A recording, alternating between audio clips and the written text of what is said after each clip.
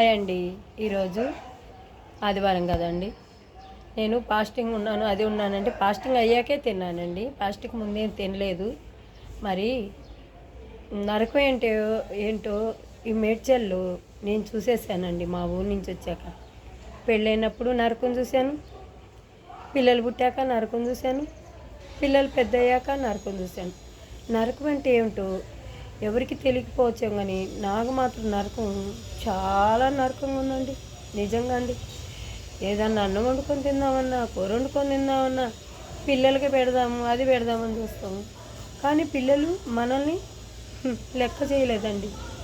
అసలు నేను ఎందుకు పుట్టానో నాకే తెలియట్లేదు. మీరందరూ అకౌంట్లో పడి సాగు, అది సాగు, ఇది సాగు అంటున్నారు. ఆ స్థలంగా నమ్మిపోతే ఎవరిని ఆశ్రయించను. అంత బుక్కడు అన్నం దొరుకుతుందండి. ఈ తెలంగాణలో బ్రతకాలంటే అంత అన్నం దొరుకుతుందండి. మీరందరూ లైక్ చేయండి, సబ్స్క్రైబ్ చేయండి, కామెంట్స్ పెట్టండి. నా వీడియో తప్పైతే క్షమించండి నన్ను.